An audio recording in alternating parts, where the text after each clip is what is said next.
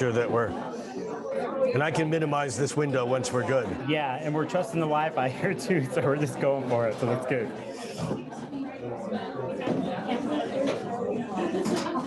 Done redirecting. And yeah, so go to your Zoom. There, see, you went live. All right, I think we are live finally. Thank you all for your patience. Hold on one second. We're still working out a couple of tech things here. And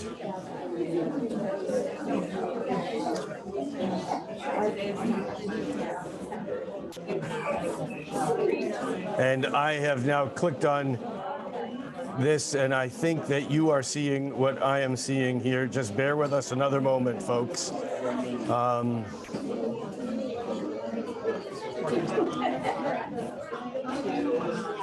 Yeah, so you're good, Rick. I know we are live, but I'm still just waiting for the rest of the image to come through.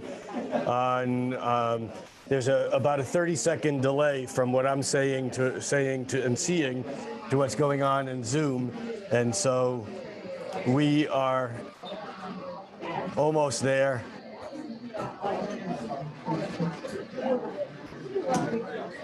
And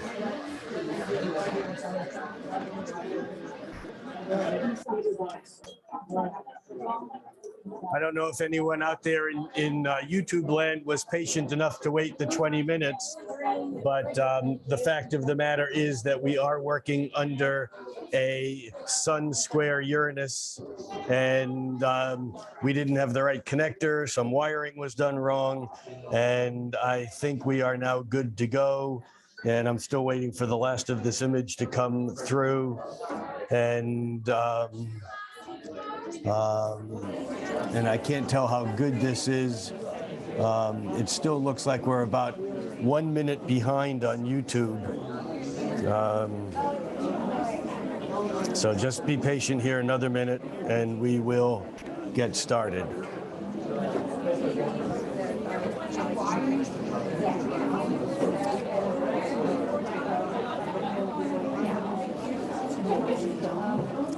Nicholas, it looks like there's windows within windows within windows. That makes it. Go to your slideshow. To my screen. Your screen, yeah. Go to that solar fire. There. You're good. Okay. I'll wait. I'll show you when. All right, here we go. Thank you all for your patience and for coming out. Do I have a microphone? Yes. Hello? Yeah, look at that. Like I said, quietly, astrology never ceased to amaze me. It's still not ceasing. Okay, there we go. Chicken biscuit. Uranus, first of all, welcome. Finally.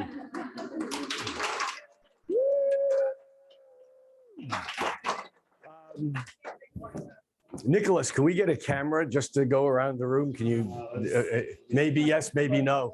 Maybe don't worry about it. Yeah. We have a packed house here. Is anyone good at guesstimating numbers? How many people do you think are here? 68. 68. Yeah, we'll go with it. I think it. 71. Okay. Packed house tonight, and the crazy thing is that no sane astrologer would choose. I'm getting feedback. Hang on 1 second here. Just another little technical thingy. There we go. No sane astrologer would try to do a technical first. I know people all over the world have done plenty of YouTube lives, but it's the first time that I've done one with this particular equipment, of which some of is, other than normal for what many people use. So it's been jumping through hoops, and no sane astrologer would initiate such an event very close to an exact Sun square Uranus. Now, for those of you who know astrology, you know that Uranus is the planet of sudden radical change. It's the lightning striking planet. Uranus is the planet, it's sometimes called the Great Awakener, but if you think about how we awaken, often it's being struck by lightning. And I don't mean that physically. It's like, you know, the light bulb goes on and we go, ah, I got it. Well, that's a Uranian awakening. And Uranus is also the planet that's associated with technology. It's also associated with disasters, things that abruptly stop, you know, whatever it is that's going on. And in fact, when Uranus was first discovered, as each of the outer planets were discovered in the late 1700s, in the mid 1800s, and then in the early 1900s, Uranus, Neptune, and Pluto, as each of these three planets was discovered, astrologers immediately ran to try to figure out what they meant. And in each case, each of the new planets was assumed to be the worst thing ever. When Uranus was discovered, it was simply called the planet of disruption. And an astrologer named Varley, I think John Varley, but I may not have his name right, in England, who was an astrologer studying this brand new planet, was looking at his chart and he went, oh my God, if my calculations are right, things should be absolutely disrupted, and yet everything seems normal. And just then a servant or someone came running into his room and saying, we need to evacuate the house, it's on fire. This is a true story. And this astrologer was excited to watch his entire house burn down because it showed the validity of this new planet Uranus, which is the planet of disruption. Now, taking this one step further, when a planet makes a 90-degree angle with another planet, a square, that's often considered to be the maximum interference, conflict, trouble between those two planets involved. And in fact, today at 6:50 p.m., I mean, that's now. Okay, it's like right now. I mean, it's like 10 minutes from now, but it's like, this is, I mean, these are aspects like this will last for a day or two before. And as we get into the rest of the month of February, we'll see how this aspect is going to last at least through early next week. In fact, it may still build in intensity, but it's about something that you don't expect. And the other thing that I started to mention is that Uranus is also the planet of technology. It's the futuristic planet. It's the planet of doing anything new. So no sane astrologer would try to do a first YouTube live while at the moment that the sun is squaring Uranus. Now, having said that, welcome to anyone out there in YouTube land who is joining us here in Redmond, Washington at SoulFood Coffeehouse. And it's very exciting to be here and to talk about the month ahead. A couple of quick things on the way into the material that I just want to make sure everyone knows. I am doing a course on the Astrology Hub, which is a course on harmonic aspects. If that sounds scary, it's not. It's fascinating and it's just really, really magical. And you can find out more about it and sign up at astrologyhub.com/F3. The F is for Foundations in Astrology, and this is the third in the series of courses, but you don't need to do courses 1 and 2 to do this particular course. So check that out. It's Astrology Hub, one word, astrologyhub.com/F3. Okay, that aside, I also want to acknowledge that I'm going to be in Los Angeles next weekend for the Conscious Life Expo, and anyone who lives in LA or the area, it's at the LAX Hilton. You can find out information by doing a Google search or going online to consciouslifeexpo.com.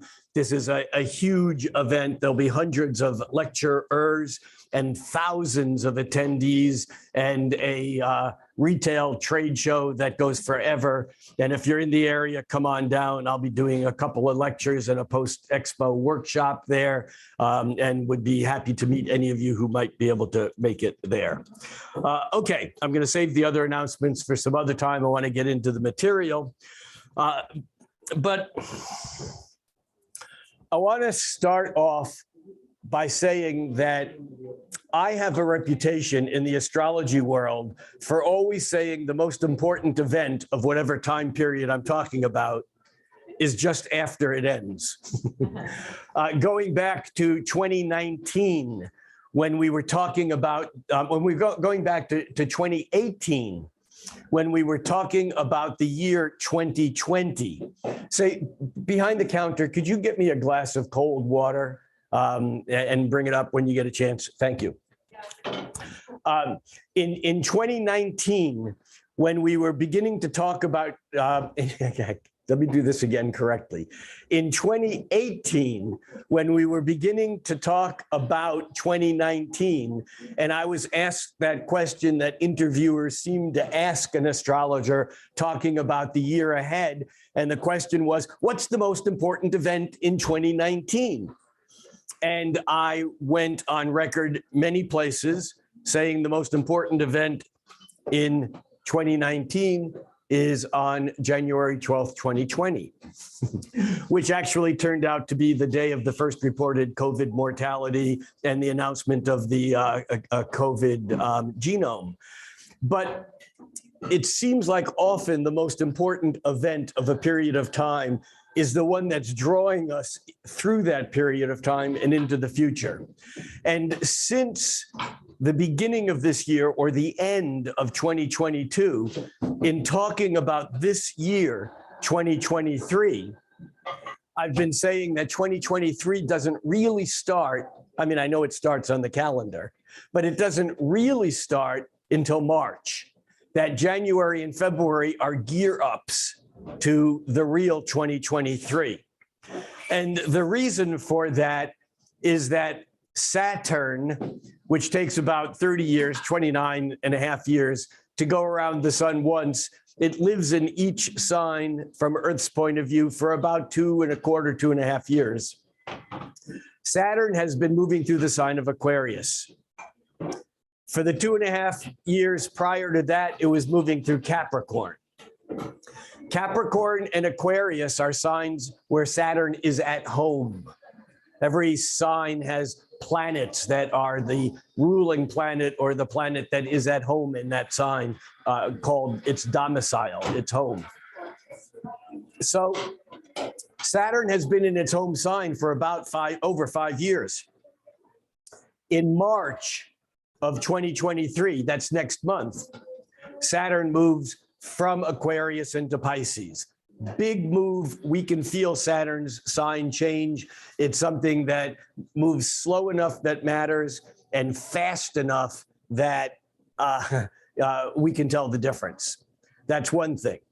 The second thing is that Pluto, which is moving in the sky now faster than it ever moves, it has been moving fast since the 1980s. When Pluto's moving slowly, it'll spend almost 40 years in a sign.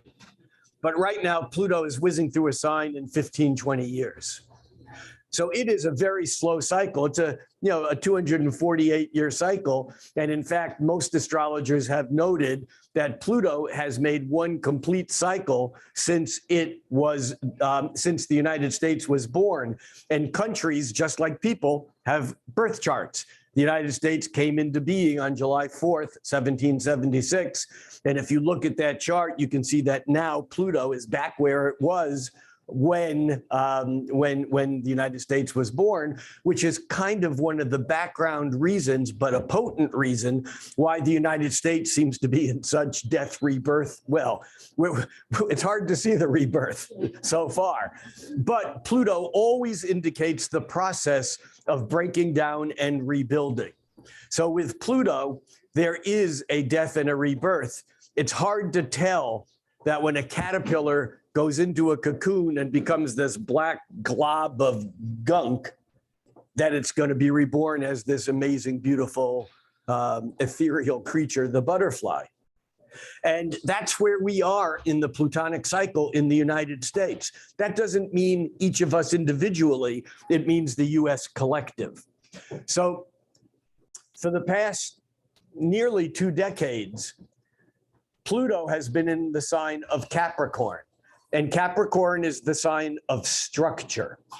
It's the sign of authority. And we've seen structure and authority completely deconstruct itself, blow up. We've seen the basis of the foundation of the United States system basically destruct, deconstruct, and fall apart.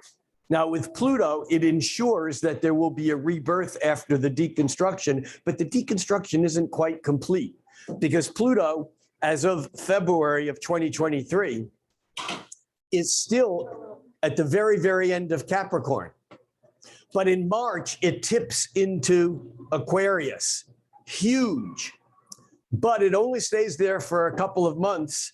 And by the summer, late spring, actually, Pluto retrogrades back into Capricorn, where it'll spend the rest of the year until it goes direct again and then moves into Aquarius again, the beginning of 2024. So, you know, all the real planets, when I say real planets, I mean excluding the sun and the moon, even though we astrologers refer to them as planets. But all the other planets, Mercury, Venus, Mars, Jupiter, Saturn, Uranus, Neptune, Pluto, Chiron, Eris, Maki, and 1,000, 10,000, 100,000 other things that go around the sun that are too numerous to even put in our little brains. All those go through this retrograde motion. And that is, from Earth's point of view, they look like they go forward, backward, but they don't really go backwards. It's an optical illusion. However, it's this Pluto going backwards, forwards, and backwards, and forwards, and backwards, and then forward over the cusp, the edge between Capricorn and Aquarius, that puts us in this precarious place where the old is not completely destructed and the new is not yet completely reborn. Is it your? Yeah, it's Aquarius and Pisces, not Capricorn. No, it's if you look up here on the map, Nicholas, can we get this aimed at the map? We can see this is not quite in focus. There, that's better. We can see, forget about all the planets on the inside, but we can see going around the wheel. Actually, I'm going to change this wheel so that it's, hold on one second. We're going to go here and here and here and here. Okay, what I've done is I've taken the horizon out of the picture because people on YouTube are watching this from Denmark, Australia, wherever they may be. And so our horizon, which shows that the sun set a few hours ago, it might be high noon somewhere else on the planet or just sunrise. So what I've put here arbitrarily, well, not quite arbitrarily, is the signs in their natural order. So we have Aries, Taurus, Gemini, Cancer, Leo, Virgo, Libra, Scorpio, Sagittarius, Capricorn, Aquarius, and Pisces.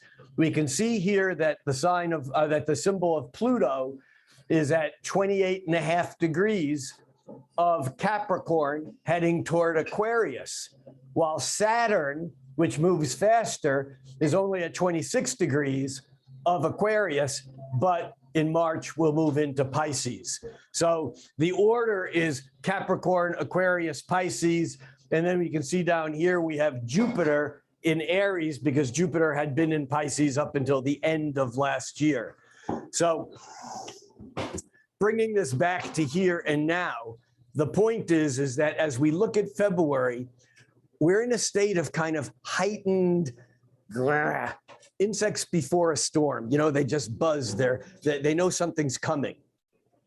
And in fact, there's one other factor I want to mention before I get into the specifics of this weekend and the rest of the month. And that is that, like I said earlier, all the planets have a retrograde cycle. Mercury is the one that retrogrades the most often, but it's also the planet that moves the fastest. So it's like if you're in a car driving 40 miles an hour, slam on the brakes and put it in reverse, man, you know it. But if you're driving Pluto, if you're driving an 18-wheeler truck at just a quarter of a mile an hour in a parking lot and put on the brakes and put it in reverse, you're not going to feel it. You're not going to feel the abruptness of that change as much. You understand?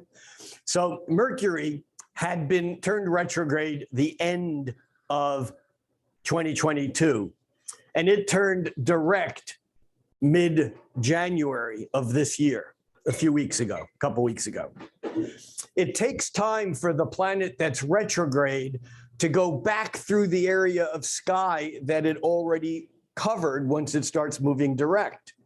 And so it's only now in February that Mercury is coming out of what we call its retrograde shadow, what a friend of mine calls retro shade. It's a great term. For those of you who know Gemini Brett, retro shade is a great word. So Mercury is coming out of this shadow, and Mars had been retrograde from a few days before Election Day in 2022. And that Election Day chart is a chart that will live in astrologers' minds forever. I don't want to dig deeply into it right now, but it was a very incredible chart with Mars having just turned retrograde. And Mars then turned direct also last month, I think around the 12th of January. I think that date's close. But because Mars moves slower, even though it's moving forward now, it's covering territory that it had already covered back last year in September and October when it moved through that portion of Gemini, then retrograde in November, December, and early January. And now as it's moving direct, it's covering that same territory again, but it's moving direct.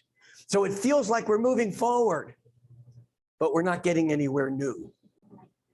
And so we have February, the signature of February is based upon these three things. The two planets that I just mentioned, Mercury and Mars, going direct, but still in their shadow or just edging out of their shadow. And again, Mars not getting out of its shadow to the end of March. So even though we're moving forward, we still might feel annoyingly frustrated that we're not getting to where we thought we were going, maybe even back last August, September, October, when Mars was moving direct also.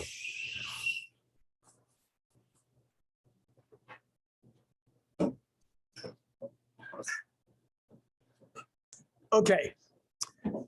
And the other two things are that both Saturn and Pluto are finishing up their business in their respective signs. So February is kind of like, what do they call them? It's like a tweener. You know, you're not a kid and you're not an adult. You're a teenager. You know, you're like in between.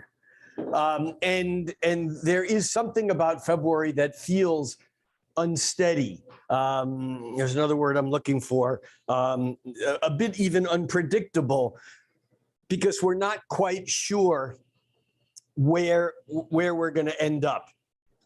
It's like we're going, but we're not getting there yet.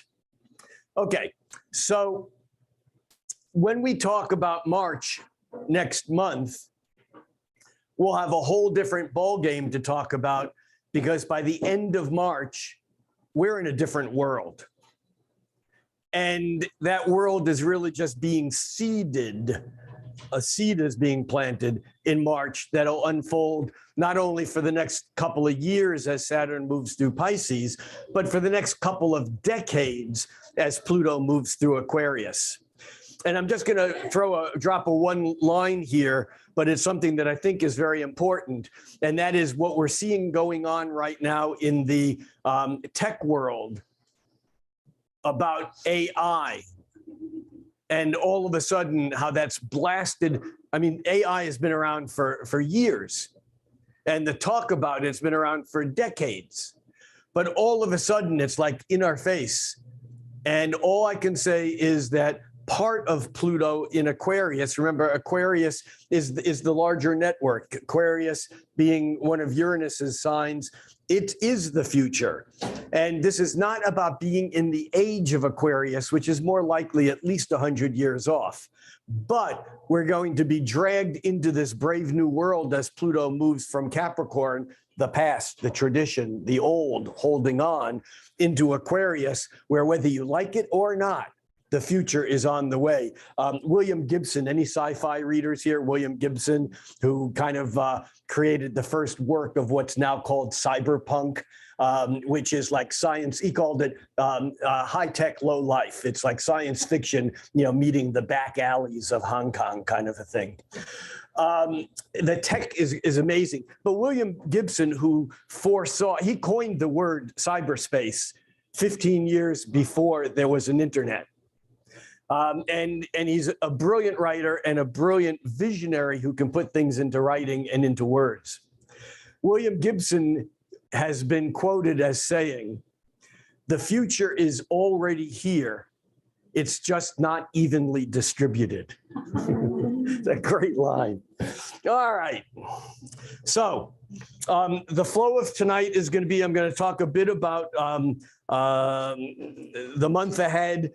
At some point in time, we'll take about a 5-minute break, a short break, a bathroom break or whatever. We're going to still keep the streaming going. During that break, if you've never had your chart done here, you can take a small, and I'm going to say small, piece of paper. Last month, someone was annoyed because they took like an 8.5 by 11-inch piece of paper and folded it in half and was annoyed that I didn't see it and pick it up. Here, size does not matter. Matter of fact, large will be penalized. So if you'd like to submit your chart, we'll do 2 or 3 charts depending on how much time we have at the end. And what you'll need to do is put your name, your full name. I'll only use your first name because we are broadcasting. And by virtue of you giving me your name and your birth date, the time of day you were born, and the city and state and or city and country in which you were born, birth date, place, and time, your name and your email. And I will not announce your last name or your email on this, but by virtue of submitting it, you're giving me permission to be broadcasting it to this group. And you're also saying that you're willing to show up being real as we interact for a few minutes. And so we'll do that in part 2. And the internet streaming, the YouTube streaming will just continue during that 5 or 10-minute break. And so those of you watching on YouTube, this is your time to either go to the bathroom, make some popcorn, or turn your computer off. Okay. How are we all doing? How many first-timers are here? Woo, that's probably a third of you. How did you hear about the event? Just shout out. YouTube. Good for you, Rick. All right, most of you YouTube. Well, Yakima, Washington. yeah. Anyone here further, to come further than Yakima? BC. From where in BC? From Oxford. Where's that? Outside of Vancouver? Yeah, but All right, so we have an international person from BC, Canada. Olympia. Olympia is not as far as Canada or Yakima. Go. Portland. Right. Yeah. Portland. Awesome. All right, so the record to break that we have right now is Iceland. We had a couple of people from Iceland a few years ago, and Australia. Now, these are people who were coming to Seattle and scheduled the trip around the time of this so that they could come here also. They didn't come to Seattle just to see me, thank God. All right. Anyhow, well, thank you all for attending. This is a lot of fun. And I hope people that are watching this on YouTube can actually see clearly enough to have this make sense.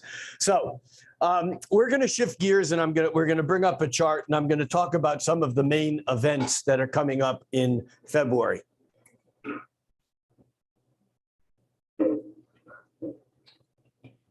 And can I get a refill on the water? Thank you. Nice to see you. Oh,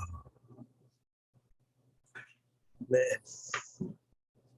I think I made it home and back. For those of you on YouTube, the reason we started late was got here, set everything up, and one of the connectors was not the right connector and not working. And so I actually had to get in my car and sprint home, grab the right connector. I knew exactly where it was, and sprint back. And I did it probably in record time. I think I did it in about 6 or 7 minutes. I live very close by. But still, it was like, by the time I got here, you talk about your brain being a little bit dislocated in time. That was me, but I'm back. All right. So let me just explain what we're looking at here. Is we have a chart right now for this moment in time. And again, we're showing an Aries rising chart because I know where you all are here. The 75 of us or however many, we're all in Redmond, Washington. And I would know where the horizon is, that's the ascendant, and therefore I would know where all the houses are. But as soon as we go more than 100 or 200 or 300 miles or 1,000 miles away, then that all changes. So whenever I'm doing work online, I always use what we call an Aries rising chart, where there's a sign, a whole sign. These are whole sign houses, but there's a whole sign in each house. The lines in the middle represent aspects, which are the mathematical relationships between the planets. And the ones that are really thick are the ones that are really close. So if we look here at 7:06 p.m. Pacific Standard Time in Redmond, Washington, we can see that the sun is at 15 degrees and 1 minute. That's 15 degrees and 1/60th of a degree past 15 degrees of Aquarius. And Uranus is at 15 degrees of Taurus. Well, Aquarius and Taurus are fixed signs. They are 90 degrees apart. And you can see that fat red line shows that this is an exact square that was now exact as we know, because this chart is for 7:06 and the exact aspect was at 6:50. So we know that the sun has moved 1/60th of a degree in the past 16 minutes. Okay, the other thing that I want to note here is that the moon is at 27 degrees of Cancer, 10 minutes. And this is important for a couple of reasons. Mostly it's important because I want to use this to explain that it doesn't matter where on the planet you are. The moon is at 27 degrees and 10 minutes. The moon moves a degree every couple of hours. So that moon, as we watch it, will move from 27:10 to 27:11 in a few minutes. But wherever you are on the planet, that moon is exactly at the same place because astrological positions are measured from the center of Earth. Okay, so what that means is that this chart is accurate for you wherever you are on the planet right now, in that second. And so the only thing that you can't work with are the houses because that depends upon where you are locally. But we can see here that the moon at 27 degrees, 10 minutes Cancer is opposite Pluto at 28 degrees and 45 minutes. That means they're about 1.5 degrees from being exact. Since the moon moves 1 degree every 2 hours, I know that that aspect will be exact in about 3 hours. If you are awake, it may feel a little bit more intense or volatile at that point in time. Or it may already, because Pluto is the planet of intensity, volatility, transformation, transmutation. It's that death, rebirth, deconstruction, reconstruction. And the moon moving so quickly because the moon only stays about 2.25, 2.5 days. Saturn spends 2.25 years in a sign. The moon does that in a day, in 2.5 days, 2.25, 2.5 days. And so the moon is going to move from Cancer into Leo, and it's opposite Pluto, which adds to the intensity of this weekend. And then the moon is going to move into Leo, and we could actually, this is just kind of magical how we can do this. And I'm not taking any personal credit for this, how the astrology software can do this, but I can move this ahead from 7 o'clock to 8 o'clock. You see the moon has moved to 27:40, 28:10, and we can see here at 29 and a half, boom, at about 1 a.m. later tonight or tomorrow morning, depending where you are time zone wise on the planet. But here in Seattle, it'll be about 1 a.m. when the moon moves into Leo. And the reason that's important, knowing that the moon spends a couple of days in Leo, if we move this ahead an hour at a time, watch that line get thinner from moon to Pluto, and then watch it pick up on the line between the moon and the sun. Can you see that from the moon there to the sun? Do you see that very, very thin line? All right. Now, meanwhile, there's still this line between the sun and Uranus. That's the square, the disruptive, awakening, lightning striking, something out of the blue. Oh, like a spy satellite or two now. They've discovered a second one over Latin America. It's something like something happens out of the blue. I mean, it doesn't mean that this aspect makes spy satellites, but there's something about that whatever this turns out to be, it's that kind of disruptive, kind of crazy, who would have thought energy. But watch here as I continue moving this moon along an hour at a time. We're now on Saturday evening. And you can see that the line between the moon and the sun is getting stronger as that moon approaches the full moon. The full moon is when the moon is opposite the sun and we're in the middle. The light of the sun is showing fully on the moon. And we can see here as we move this along that that moon actually reaches 16 degrees. Right around there, and the actual time on that is on Sunday morning on the 5th at 10:28 a.m. And if we changed the time up here to be 10:28 a.m., you can see now that the moon is at 16 degrees 40 minutes and the sun is at 16 degrees 40 minutes. But look at this triangle between the sun and Uranus and the moon and Uranus. And this, of course, for those of you who are astrologers or know a bit about it, know that this is a T-square, 3 out of 4 points on a 4-pointed square. And a T-square can be very conflictive, disruptive, and action-producing. And so we have this exact square between Uranus and the sun on Friday evening, that would be now, and yet by Saturday morning, the moon squares Uranus first. Just prior, there's the moon squaring Uranus right about there, at about 7 a.m. or so on Sunday morning.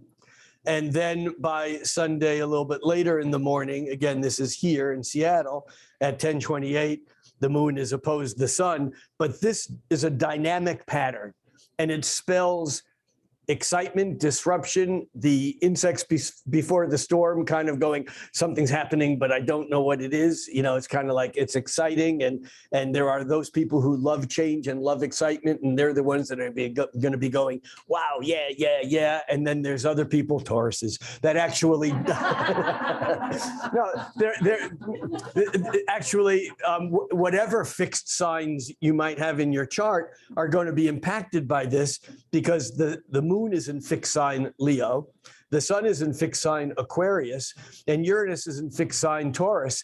And there's a kind of a feeling of like we're being pushed into the future, but it's the hell no, I won't go. It's the caterpillar saying, you expect me to get into that thing? It'll just kill me. That's the fear of what happens around this kind of transition astrologically. And yet, the caterpillar has something that we don't have, and that is a state of egolessness. You see, it's the ego that fears losing its identity, which is why in a Pluto transition, we have such fear, anxiety. It's why we freak out. It's why we think Pluto transits are so awful. We think they're terrible because we know something that we think is part of ourselves is going to be taken away, and therefore we won't exist. But we go on. You know, it's the person who's studied to be a dancer their whole life, and in their 20s, just as their career is taking off, something happens and they have an accident or something that happens to their foot or their leg, and they realize that they'll never be able to dance. Now, what happens to that person is that they may end up becoming the most amazing and well-known teacher of dance in the world, or they may end up becoming a diplomat or a who knows what. It doesn't matter. But the point is that the ego thinks when Pluto comes and strips away what it strips away, we think it's the end. But it's only the end if we are over-identifying with this artificial construct we call our ego. Again, if the caterpillar had an ego, it would say there's no way in hell, and this is an intentional double entendre, there's no way in hell that I'm going to get into that cocoon, because it will be hell. My skin and eyes and every part of me will just melt, destruct, and I won't be anymore. But if you hang tight in that plutonic process, things magically reorganize. And there's this act of what I'm going to call reincarnation. Carnation is just a word, comes from the Latin. Carne is meat. You know, do you ever have chili with meat? Chili con carne. Incarnate means to be in meat. Hey, that's what we all are. We're in a meat suit. And when we die, as Helen Keller says, it's like walking from one room into another. But the ego can't handle that, because the ego knows it's its end. And therefore, it fears death unless it learns how to understand what's really going on. Now, death, or what I like to call disincarnation, is part of a process that culminates in reincarnation. So the only reason why I'm taking this isn't even a deep dive, is just touching something. One of the lectures that I've given many times at conferences is about reincarnation, is actually called Consciousness Con Carne. Because that's what we are. We're just consciousness with meat. Consciousness doesn't need meat to exist. Surprise. Anyhow, we are in fact encapsulated, gravitationally trapped light that's, because of its gravitational interference patterns, has slowed down enough that it impinges on our sensory organs. And so what we really are is self-aware organic crystals made up of gravitationally trapped light that is casting a shadow into the three-dimensional world. Hello. All right, let's get back to this.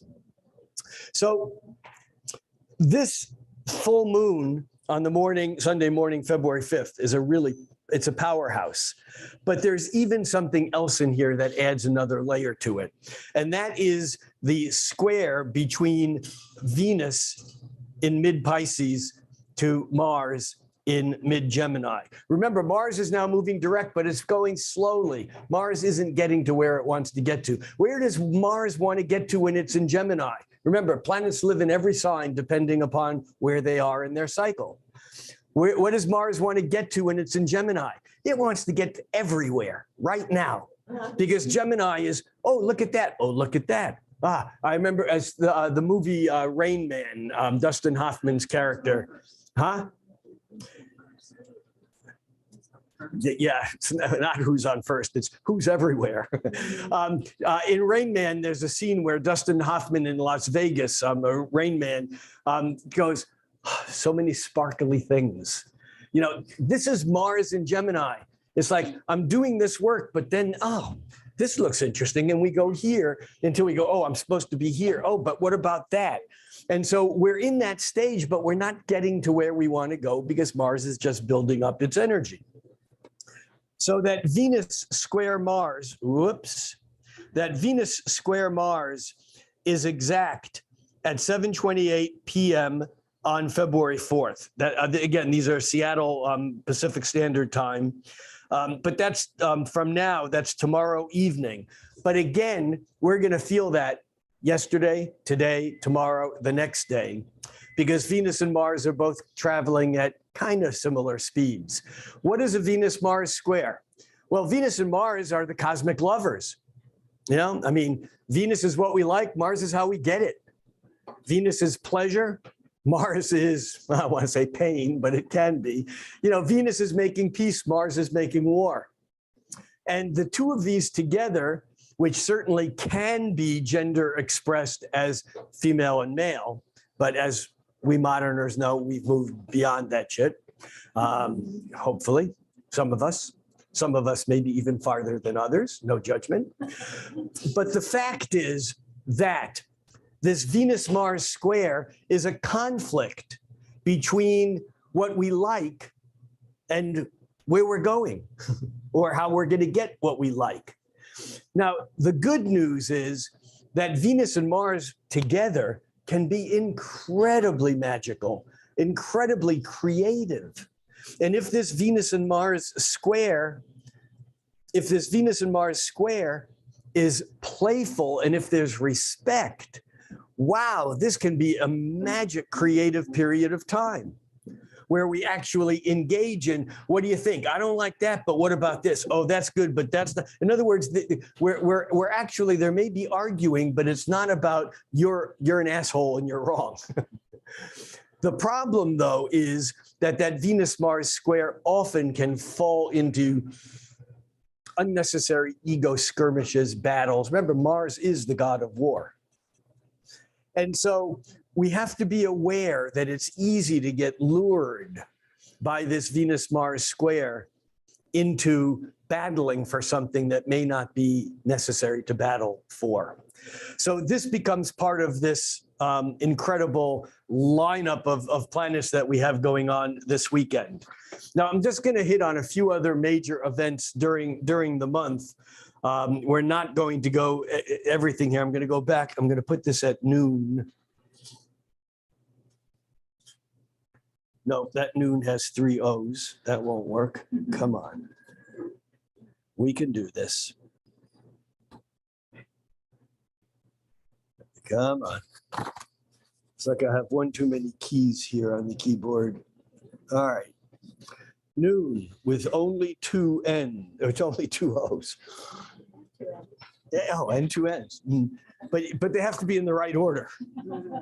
Otherwise, it's new or ooh, or no, that's right, or no, or on. Okay, we. That was a good example of a Mars and Gemini, by the way.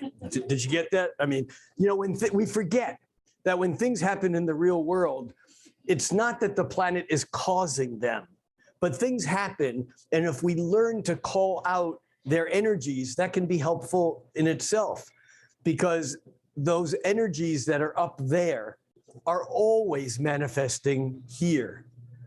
And it's a two-way street. They don't cause this any more than we cause that. And actually, to take this a step further, there is a resonance to the very, very tiny subatomic, nuclear, subnuclear realm, and the very, very large cosmic realm, the microcosm and the macrocosm. And here we are on the middle cosm, and the word is mesocosm. And the mesocosm is simply a mirror image reflecting point of the rhythms of the very small and the very large. But it's not like the planets are causing this anyhow. So we're going to take this now a day at a time. Here we are on noon on Sunday after the new moon. We can see it's after the full moon. We can see it's after the full moon because the moon now is at a higher degree than the sun, which means that the moon moving faster than the sun is moving away from it, but it's going to still feel like a full moon for a day or two. I mean, really until the moon moves from Leo into Virgo. So this is Sunday. We move this ahead a day. We're on Monday. And I'm actually going to take away the lines to the moon because, and I'll explain why as soon as I do it, edit and get, the power of being an astrologer. I just got rid of the moon. No, I just got rid of the aspects of the moon because the moon basically changes our moods. Our feelings are always in flux and the moon is always changing. I mean, so is Saturn, but it changes so slowly that it takes 30 years to go through one complete cycle. Whereas the lunar cycle, the menstrual cycle, is a monthly cycle. And so that way we know, we always can feel that moon changing. But the thing is that aside from the lunations, the new moon and the full moon, the other moon aspects, like tonight's moon opposition to Pluto, really only last a few hours. And they are often subsumed by the other slower moving aspects that are going on. So that's why I've taken, it's just extra noise for what we're looking at here. So I want to move on here a day at a time. And by the time we get to, and I'm not going to pay attention to every line and every aspect. In fact, I'm going to quickly here take out a bunch more lines that we're just not going to deal with that are just too much here. Okay. All right, that'll make this a little bit cleaner.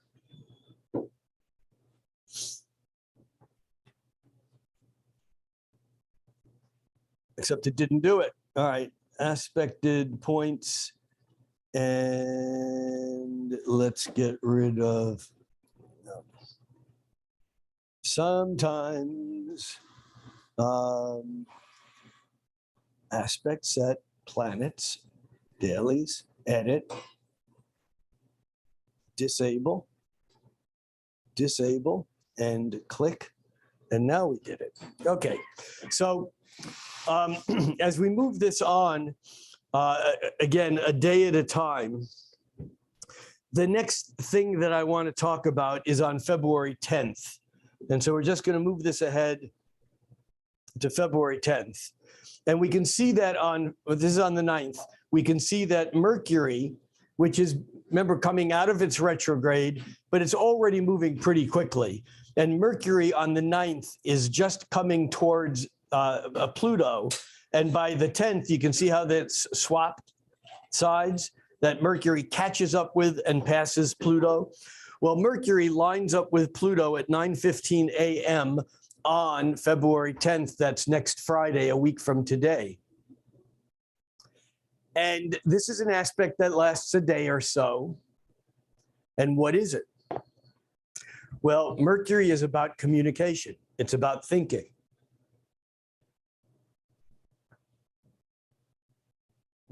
What's Pluto? We've already been there. Pluto is Latin for Hades, which is Greek for hell. And make no mistake about it, on an individual basis, the unconscious is our hell realms.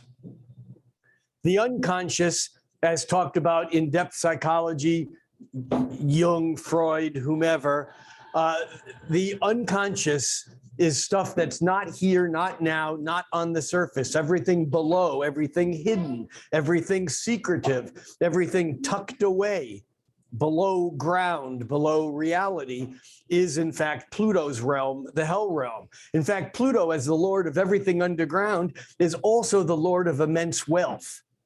Why is that? Because in the ancient world, being rich was one thing, but being immensely rich meant that you owned things from the underground: gold, silver, copper, tin, diamonds, things that were underground were things that gave immense wealth. And a plutocracy is a government by those people who secretly have a lot of stuff underground, including wealth, not only wealth. So Mercury lining up with Pluto is kind of like talk therapy. Why do I say that? Well, in tradition, in the Greek tradition, Mercury's resume of what do you do, his CV was he was the psychopomp. And the psychopomp's job was to guide souls across the river Styx into the underworld. So in a way, we can't work on our own stuff if it's unconscious. And so we use talk therapy to go into the plutonic realms, bring things to the surface where we can then work on it. It's not a mistake that this is called shadow work, because the shadow is that stuff that is in Pluto world. Now, when Mercury lines up with Pluto, here we have Mercury going down and going deep. This can be really exciting if you're in a place of doing that kind of work, because man, this gives you stuff to work on.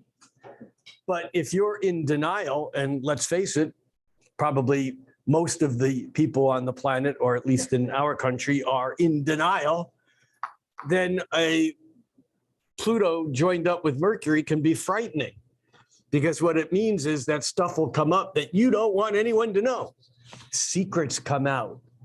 And Mercury, as it's already been in Capricorn heading towards Pluto, we are in a stage where secrets, think government, are coming out. Now, granted, they have been coming out forever. But you watch that as this Mercury gets closer and closer to Pluto, there'll be stuff coming out that we just won't be able to just tuck away and put away. Now, the same thing happened going back last month when the sun or when other planets lined up with Pluto also. But we're looking ahead, and that's February 10th, Mercury lining up with Pluto. I mean, this can even be in the area of a personal relationship where something comes up that's just really difficult to deal with. And yet that Mercury conjoining Pluto is also the source of intimacy, because it's when we go deep, when we go dark, when we go into these hidden places, that's where we can create that sense of intimacy.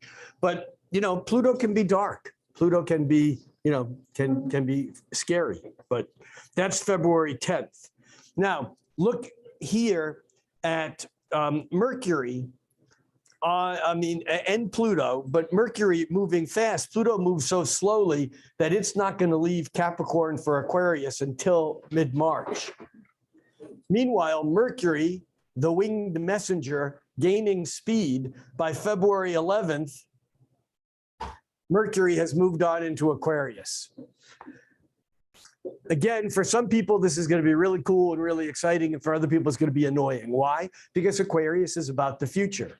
Aquarius basically makes Mercury less concerned with dealing with the facts as they are on the ground. That would be Capricorn, the structure, the stability, the way things are. And in Aquarius, Mercury is more about ideas and conception and the future. And so that Mercury can become a bit detached, where it will actually, Mercury stays in Aquarius. I think it goes into Pisces not until the beginning of next month. Yeah, so Mercury stays in Aquarius for the rest of the month, and I think this emphasizes that whole kind of futuristic thinking.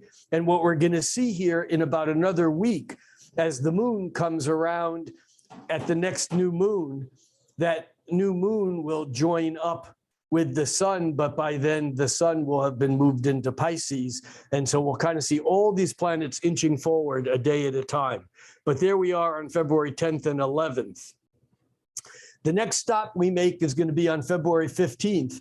Do you see down here, Venus having moved or is moving through Pisces? Venus is heading toward a lineup with Neptune. Here's the deal. The faster planet always catches up to the slower moving planet. So here we have Venus on February 11th. Just watch right there that Venus as we move February 12th, 13th, 14th, and by the 15th, it's lined up with and just slightly past Neptune. What is this about? Well, first of all, this is real different than Mercury lining up with Pluto. Why? Because Venus is sweet. And every planet, aside from its home signs, the home signs of Venus are Taurus, physical pleasure, and Libra, intellectual pleasure, balancing. The Libra is the graphic designer or the person who's a counselor or diplomat wanting balance, or the landscape gardener, or the person who the home what do you call the person who makes your home pretty? Interior decorator. Yes. So that's the Libra, but the Taurus is physical. It's an earth sign. So it's the person who likes the sensual pleasure. It's more physical. But when Venus is not in one of its home signs, Taurus or Libra, its favorite place to be, which in astrology is called its exaltation. It's like a king is at home, a king or a queen is at home in their palace. But there are some places outside of their palace where they're considered to be like a revered guest. And it's almost sometimes cooler to be in a place where you're exalted, far away from home, than to be home. That place for Venus is Pisces. So Venus has been in Pisces since the beginning of the month. And Venus in Pisces likes compassion, because it's Pisces thing. It's spiritual. It's soft. I always think of Venus in Pisces as Angora fur, it's mohair, it's cashmere, it feels good, and it's nice. And when Venus goes from Pisces into Aries, Venus takes and throws away all of her sweet, nice, gentle, snuggly looking stuff and puts on red leather. That's Venus in Aries, because it's the warrior and it's ready for action now. All right, but we have Venus in Pisces coming into an exact alignment with Neptune. What's Neptune's deal? Well, Neptune is the god of the oceans. And although in Greek mythology, Neptune is a masculine energy, we always have to remember that astrology was written by guys for guys, and that just because in mythology Neptune was masculine, the planet Neptune, who rules the ocean, dissolves everything. Guys don't melt away everything. That's a yin feminine, and I don't mean sex feminine, I mean a gender energy of feminine energy. And so feminine energy, Venus, meeting up with Neptune is our boundaries melt. It's soft. It's dreamy. It's fantasies that we like. Ooh, sounds good. And in fact, it can be good, but fantasies are a tricky thing because an illusion isn't necessarily wrong. You know, fantasies have driven people to do some pretty fucking amazing things. You know, you get a dream, it's a dream, but you can put Saturn and Mars to work and make that dream be real. But the Venus-Neptune part of it is not necessarily real, it's the dream. So this is a great day or two to go into that dreaming imagination space, understanding that just because you're feeling it doesn't mean it's real. It's a great day. Now, this is also right around Valentine's Day, and we'll be feeling it on Valentine's Day. And there's a sense here of being able to be lost in that dream. But here's the other thing that's occurring is right behind it, we have the sun that moves faster. And the sun isn't really moving, but from Earth's point of view, it looks like it does. We have the sun moving toward its alignment or conjunction with Saturn. And that actually happens the following day on the 16th. So watch the sun and the Saturn. That actually will occur in the morning. So you can see how the sun is flipped signs or flipped positions.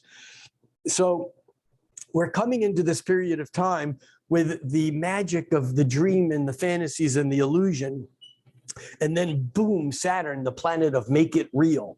Saturn, the planet of authority, of reality, of laws, of rules, of responsibility, comes in and says, screw that dream, make it real or make it go away. And I always think this is like the dreams of illusion, Neptune, crystallizing and precipitating to Earth. And somehow when the dreams of illusion appear on Earth, they're not quite as pretty as they were when they were dreams. Doesn't mean they can't be good. But as a fan, it's hard to make the reality match the magic of a fantasy. And even when we do, it often hangs out for a day or two or a week or a month, or eventually that goes away. I always think of having done a bunch of scuba diving in my earlier years, that you can be down at 30, 40 feet or so and come across a rock or a shell and you go, oh my God, this is the most beautiful thing I've ever seen, and put it in your dive bag.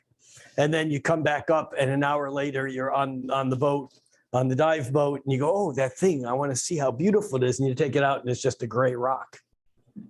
That's the difference between the Neptune fantasy and the Saturn reality.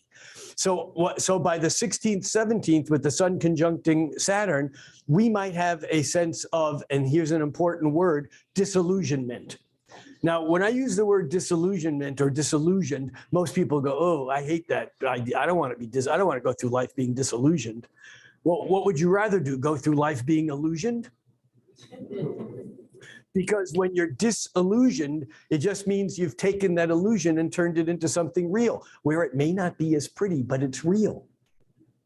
So keep that in mind as we move through the middle part of the month, as we go from that Venus, Neptune to the sun, Saturn. Now, as the sun moves on, again, the sun here in Aquarius, by the 18th, and this is actually late on the day of the 18th, so we won't see it until the 19th on this chart, the sun moves from Aquarius into Pisces. Now we have the sun, Neptune, and Venus all in Pisces. And in fact, if we do this an hour at a time, by later in the day, actually it's early the following morning, watch that moon. That moon actually moves into Pisces, and we end up with that new moon in Pisces, which occurs at 11:05 p.m. And so we can put that time here. That is on the 19th, and we're going to go 11:05. Whoop. Come on. 11:05 p.m. All right, so there we now have the sun and the moon. It shows the moon at 1 degree 21 minutes and the sun at 1 degree 22 minutes. But that moon is probably at 1 degree 21.8 minutes. So it's like just right there. And this is the moment of the new moon in Pisces. But now look at the energy that shifted from all those planets in Aquarius, where they were at the beginning of the month, into this softer, more gentle, more intuitive, more compassionate, and more illusory, more dreamy, more fantasy-prone Pisces. There's good news, bad news here. You know, again, it's hard to separate the dream from the reality, but I must say that this new moon as a seed for the weeks ahead is a time when we can really plant seeds in the realms of our fantasies that can actually grow into reality if we're willing to put in the work. And remember that by mid-March, and I'm just going to move this ahead, just bounce it ahead a quick month and then come back. So you can see that by mid-March, 1 month later, the moon is back in Pisces and Saturn is there in Pisces also. So that Saturn moving through Pisces for the next couple of years is going to take a lot of those dreams and fantasies and illusions that we had and say, nope, can't have them anymore, need to make them real. Good news, bad news, depending whose fantasy it is and what fantasy it is, whose and what fantasy it is. All right, so this new moon is very powerful, but it's nothing compared to the power of the full moon on the 5th that we're coming into right now. The important things about this new moon, number one, is that it doesn't make any traditional, I say traditional meaning that we're focusing only on the major, most significant aspects right now. And for those of you who know my work, and I mentioned earlier the course that I'm teaching through Astrology Hub on Foundations Level 3 on the magic of harmonic aspects, is that there are many other aspects than what I'm showing here. For the purpose of this, we're just, it's the, KISS, keep it simple, stupid. And so we're just trying to, and it's not really dumbing it down. The lower, these basic frequencies or vibrations are the most important. But what's important is that the sun and the moon don't have any lines connected to them. Can you see that? And compared to the new moon, the full moon that we just looked at earlier, that was connected by these heavy, thick red lines of awareness and conflict to Uranus and, in particular. But here we have a couple of other things going on. And at this new moon, the most important thing that's happening is I want to say the pregnancy of Venus is ready to give birth. That might not be fair to all you Pisces folks out there, because Venus is at the moment of the new moon in Pisces, Venus is at 29 degrees and 57 minutes of Pisces. That means it's at 29 and 57/60ths of Pisces. And when that 57 goes 58, 59, 60, then it's at 0 Aries. So if we move this ahead just an hour, Venus pops into Aries. Red leather, remember? Venus in Aries is not like Venus in Pisces. Venus in Pisces is exalted.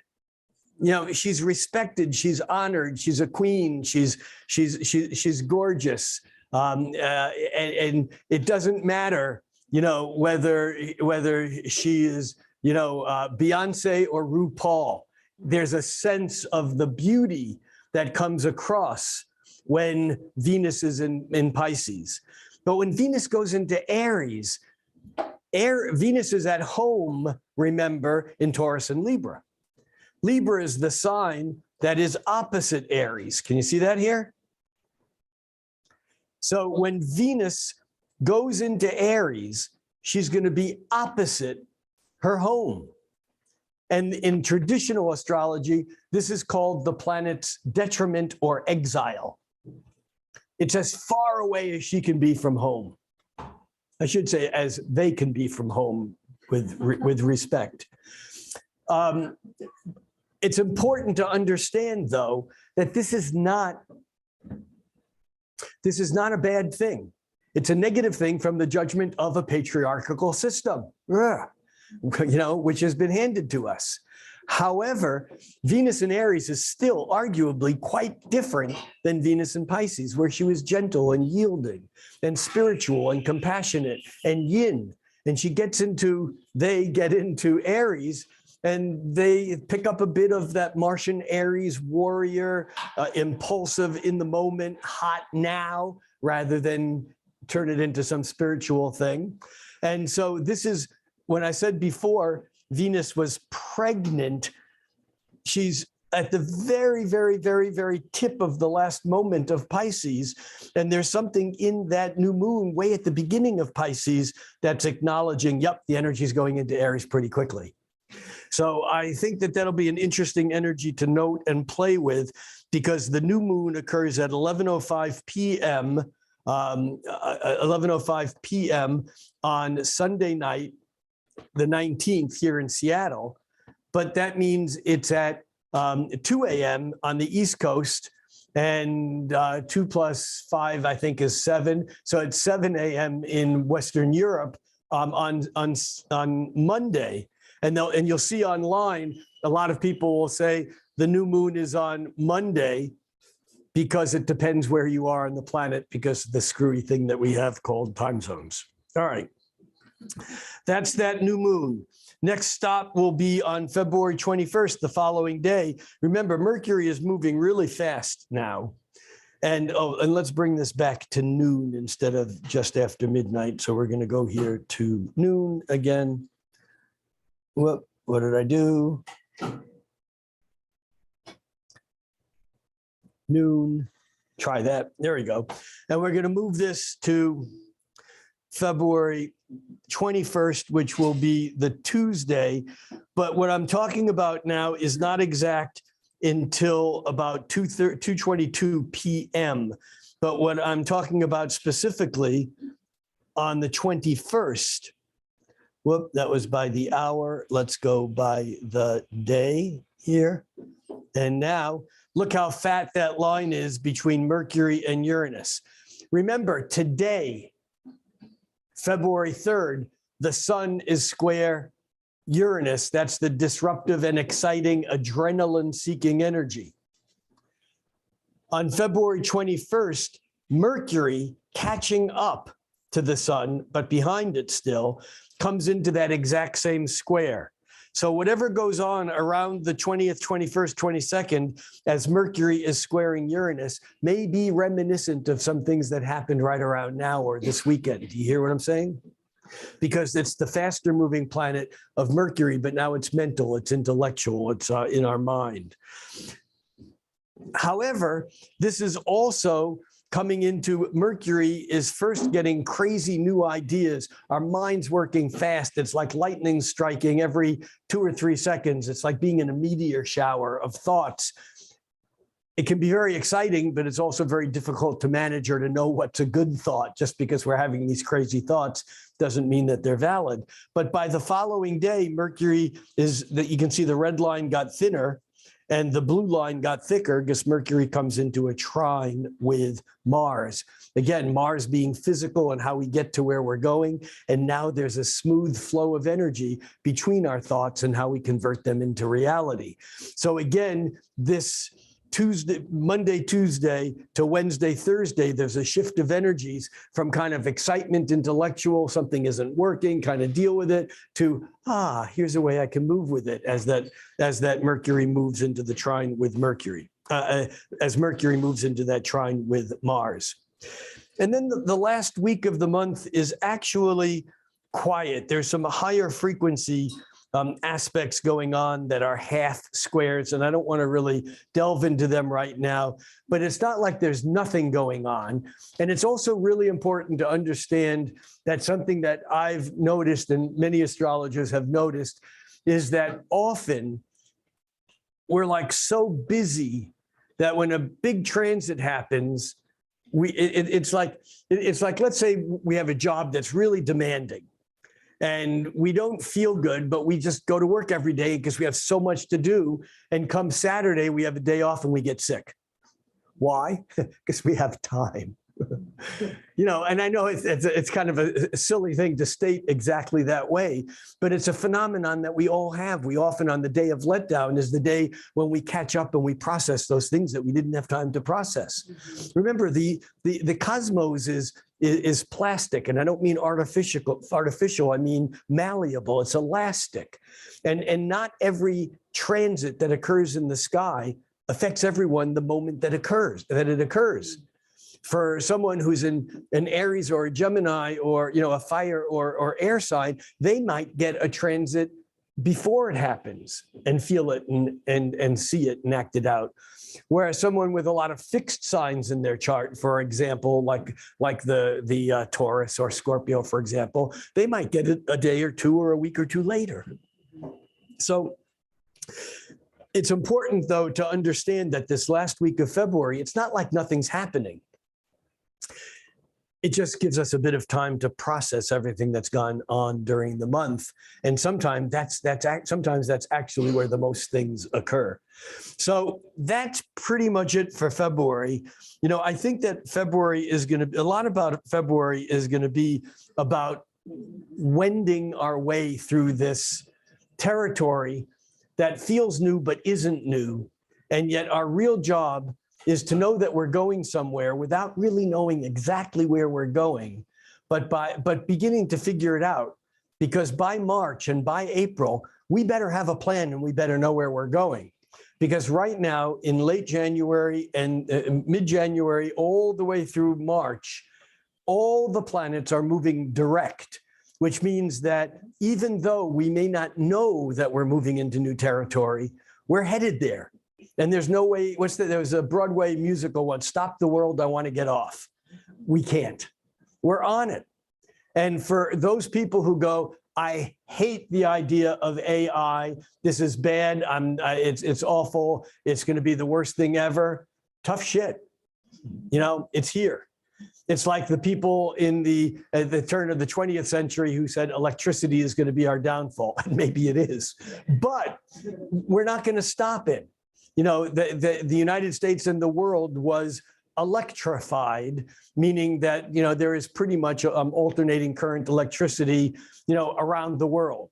The same thing can be said of many other technologies. People who hated the ideas of computers in the 60s and 70s, by the 21st century, were on their computer loving the fact that they could face, time, or Zoom time with their, kids or grandkids on the other side of the world. So things are moving ahead. And I think that it's incumbent upon each and every one of us to A, realize that, and B, find our way, knowing that this brave new world that we're coming into is not yet here. The future is not evenly distributed, but it will be. Okay. Yeah, this is where you clap. All right, to recap, if you want to have your chart drawn out of a hat, which is going to appear on that stool, I'm pretty sure this can happen. I used to have the hat. Yeah, all right. This basket's better than my hat. It probably has less cooties. All right, so just a second. Hey guys, just a second. So I'm putting this basket on the stool that'll be right here. If you want to put your name in the hat, then your full name, your birth date, the time of day, make sure you put AM or PM. If you don't know the time of day, find out and submit next month. Birth date, hey, quiet just for another second. Your birth date, birth time, the city, state, or city country, if it's not the United States you were born in, and your email address. And it doesn't mean your email address is going to be, sold to some company in North Korea.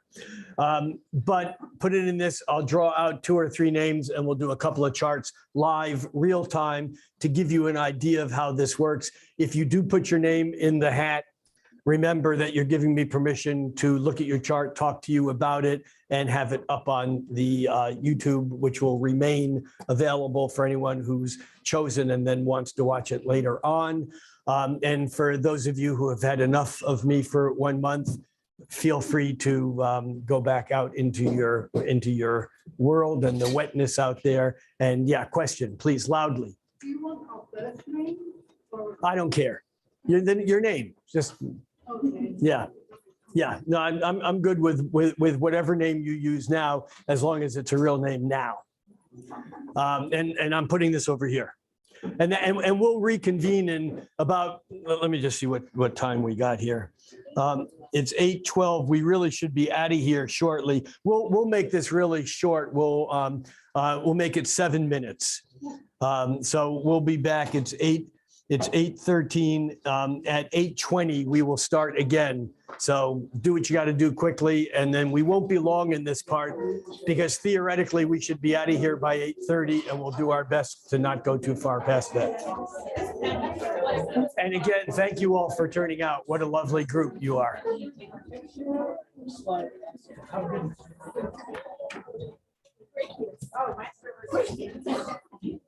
And for those of you who are watching on YouTube, you just get to watch a little bit of confusion and quietness. What they're asking if they could do the chart, I'm like, pull the chart here. No, you have to be here, but thanks. For those of you for those of you who are on YouTube, my Patreon, which is patreon.com/Rick Levine, at the I'm trying to think of what tier it is. At the galactic tier, every month I hold a chart interpretation class, and you can submit your chart and have it looked at then, but you have to be here to have it done now.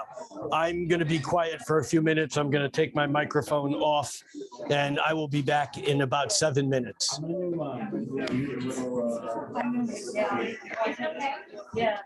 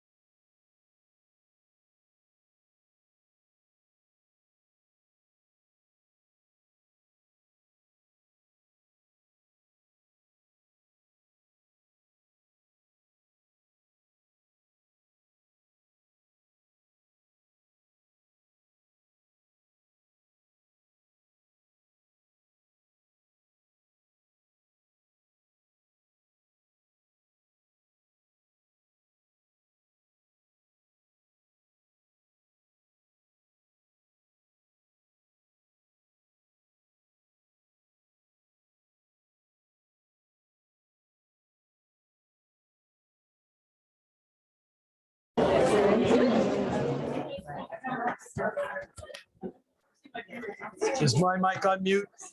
No, you're good. You can hear me? Hey man, I'm trying to loosen this thing up to do this. What am I missing on here? Is it a dual thing? Yeah, no, here. Trying to figure this out. That loose there. Okay, that's how you do it. That's what Yeah, I was doing.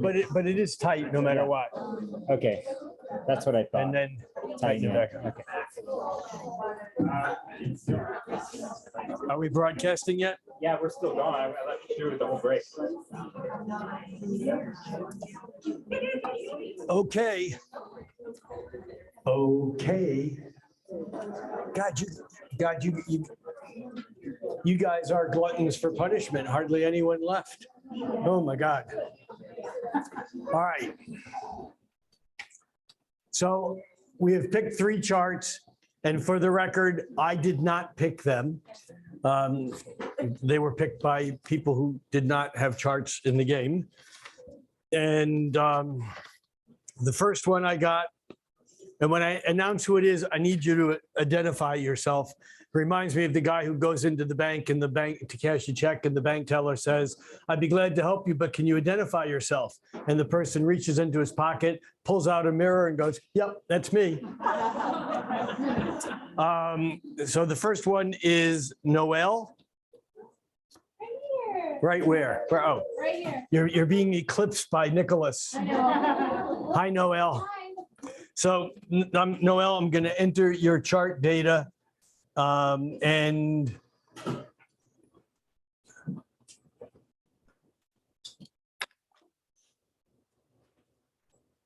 whoops.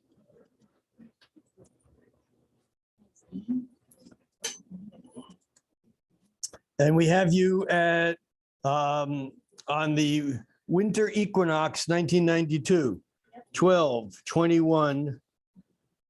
1992 at 8:03 p.m. in Madison, Wisconsin. I guess if you're going to live in Wisconsin, it's one of 2 cool places to be. How long did you stay in Madison? I was just born there. I have no clue. We were there for like, I lived there a few years. Oh, I was a kid. I don't know. okay. So just to be clear, I'm looking at these charts for the first time, as you are. I do not know these people at all. And yet, when I look at a chart, one of the first things, well, what I teach my students to do is to look at a chart. And again, this assumes if you're going to play the piano, you have to learn the notes and the scales, and you have to have some basic practice. Once you have that, the technique that I use in looking at a chart is what I call first shot, best shot. And it doesn't mean your first shot really is your best shot, but it means that when you look at a chart, sometimes something stands out. And when I look at Noel's chart, it's like the first thing that stands out for me is that most of the planets are kind of grouped together with this, I'll use my pointer here, with Venus and Saturn, which are conjoined very close, 8 minutes of arc, 15 degrees, 20 minutes, 15 degrees, 28 minutes. Venus and Saturn are very close together, and they're a little bit separate. They're in Aquarius, which immediately in my mind, I know that Saturn has been moving through Aquarius. So the first thing I think is, when did Saturn actually reach that 15 degrees? We'll look at that in just a moment, because that likely would have corresponded, give or take a few weeks or even months, because Saturn moves so slowly, with events of constriction, restraint, responsibility, but in some way Saturnian holding in energy for Nicole. So that's the first thing I notice. The second thing I notice are these lines that are fatter than the others, are thicker. And I notice that Mars is trine to Pluto. And Mars and Pluto, we talked about both earlier when we were looking at this month, but Mars is the planet of energy, of physical energy, of direction, of going somewhere. And Pluto is the planet of transformation, of depth, intensity. It's volatile, but it's very powerful. And so with Mars trine Pluto, there's a sense of this drive to go to places that are deep, that are transforming, that get to it, whatever it is. But we also look at that Pluto and it's 90 degrees or square to Chiron, who's sometimes called Chiron the wounded healer. Now, mythologically, Chiron was a centaur, half human, half horse. But Chiron was particularly intelligent. And Chiron was in the Greek mythologies, Chiron was the original mentor. Chiron taught Asclepius, Hercules. I mean, Chiron was a healer, and sometimes it's called the wounded healer because Chiron had a critical wound that the gods granted Chiron immortality, but they didn't cure his damn wound. So it's the part of us, in each and every one of us humans, that no amount of sex, drugs, rock and roll therapy, LSD, dance therapy, meditation, yoga will cure. It's the part of every one of us that is human because there's some pain, there's some hurt. And so we all have Chiron in our chart, but it's also often the source of what we teach the best. And the idea of the wounded healer is the wounded healer has this wound that won't hurt, but has been granted immortality. Good news, bad news. And so the wounded healer goes out and helps others not have that wound, which ameliorates or makes them feel better. It doesn't cure the wound, it just makes them feel better. And again, I want to say, I'm just mentioning all this, even though we're looking at Noel's chart, everyone has Chiron in their chart. But in Noel's chart, Mars is tied to Pluto in a flowing energy, and Chiron is tied to Pluto in a bit of a blockage. There's a bit of resistance. And so that becomes an important thing that feeds this whole, feeds the chart. But what's intriguing to me is how many planets are in Sagittarius and how many planets are in Capricorn. And we look here and we see Pluto, the moon, and Mercury. Well, actually, it's really just the moon and Mercury and the north node of the moon, all in Sagittarius. And this is the part of Noel that is really interested in going out and doing something with her life, the adventurous, the I'm going to make something happen. But it's the moon, so it might be more of I feel this, whereas the sun in Capricorn is less sure about going out and making something happen than it is about learning what it needs to learn to master what it wants to make happen. That's why Capricorns often are the ones that reach the top of the mountain in whatever career or pursuit they might choose, because of their insecurity, they want to master external reality. So, and then we have the Leo rising. And the Leo rising is the part of Noel who, when people meet her, probably meet this more fiery energy, an energy that people can tell that you have intent, that people know they either should support you or get the hell out of your way, kind of a thing. And then the Saturn Venus conjunction. And it's harmonized with Pluto. So Saturn Venus unto itself is not necessarily the easiest aspect in the world. But in your chart that it's harmonized with Jupiter gives you somewhere to go with it. It gives you a place to move that energy. And the short version of Saturn Venus together is that Saturn holds back that Venus. Now, this doesn't mean that the person can't be, remember, Venus is love and money and pleasure. This does not mean the person cannot have love, money, and pleasure. Bill Gates has a very close Saturn Venus conjunction. And he's apparently had both of those things in his life, maybe both too much on some levels, but that's another thing. But the point is that you often see the wealthiest people in the world. I think Donald Trump also has I hate to talk about his chart, doesn't matter. But it's the Venus Saturn conjunction basically says, I'd rather wait for real pleasure and love and money that will last than to just go have an experience that'll be here and gone in a moment.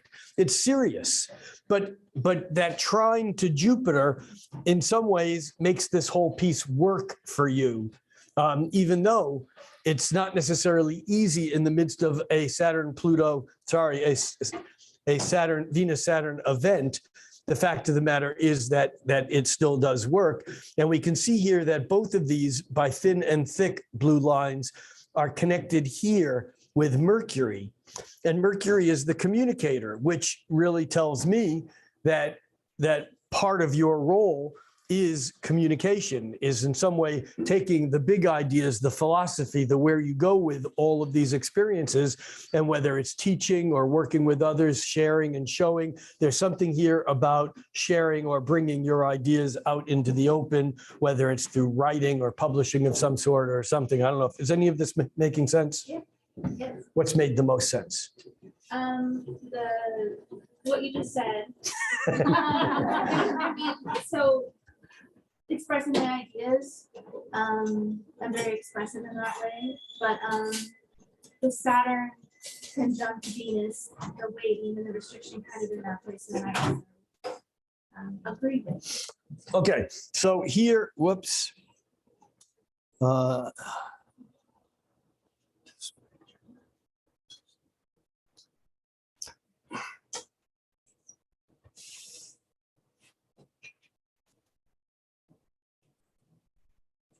Okay, so here we have the computer having drawn up Noel's chart, but there's no lines in the center now.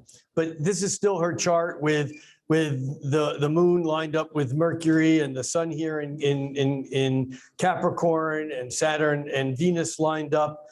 And what's on the outside are where the planets are now.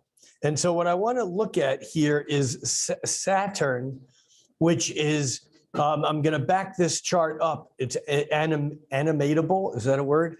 I can animate it. But the first thing I notice is that right now today, the sun is at 15 degrees of Aquarius, and the new moon, the full moon in a couple of days will be at 16 degrees of Leo, while the sun is at 16 degrees of Aquarius. And so the sun is shining light right now on this Venus-Saturn conjunction. So there may be something going on in your life these days that is bringing light or awareness to some issue, and the issue may actually be more observable when we back this up to when Saturn was returning. I'm going to do this a month at a time here. I'm going to just do it a week at a time. And I'm going to back that up. And you can see Saturn going back and forth in its retrograde motion. And there. All right, so in the spring of 2021, 2 years ago, Saturn almost reached that point. And it may have been a point in your life where you were ready to make some changes or do something. But then Saturn turned retrograde. And Saturn started backing away, then it went direct again. And Saturn actually went across, joined up with right there. See, it doesn't necessarily look like it because there's not room for all the planets there. But Saturn at 15 degrees of Aquarius is now lined up with the Saturn and Venus in your chart. And so right around the end of January, just about a year ago, because this is 2022 we're looking at, would have been your Saturn return, and with Venus there. And this is basically a message of saying it's not a portal that opens up to everything. It's actually a portal that closes everything else off, except for the things that you are taking into the future. So usually when people have their first Saturn return at age 29, 30, often they go through a constriction where they make choices of what they're going to do in their adult life. And they often change careers, they change paths, they change relationships, they change majors at school. Sometimes these things change for them. They don't feel like they didn't necessarily do it, but it happens from the outside.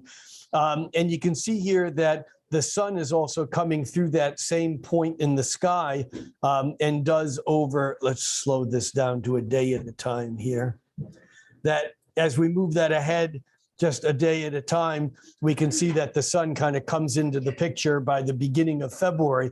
So my question is, what was the huge change that you were going through about a year ago at the end of January and beginning of February? Does anything come to mind? No, No. but It's because I couldn't pinpoint out, but I can pinpoint the 2021. okay, well, that would have been the opening of the door. And they see, the thing is that with Saturn transits, it's not about the day. It's sometimes about the year before, the year of, and the year after. And as we go through it, we don't know what's going on, that we can't put words to it. But several years later, we look back, and everyone can do this. Look back to when you were 28, 29, 30, and the who you were at 28 and the who you were at 31 are different because of that Saturn return. So food for thought. And with that, I think we're going to say done for now. Would that make sense? A little bit helpful, a little bit? Yes, thank you very much. All right. Next. Noel, they're clapping for you, not for me. No, okay. Next, we have Teresa. And that's a May 26, 67. Yes. And that is at 6:23 p.m. What the hell just happened here? Yes, 6:23 p.m. 6:23 p.m. No H in my name. What's that? No H in my I got it. I'll fix it. Unless you forget the end, it's Teresa. And Encino. Okay.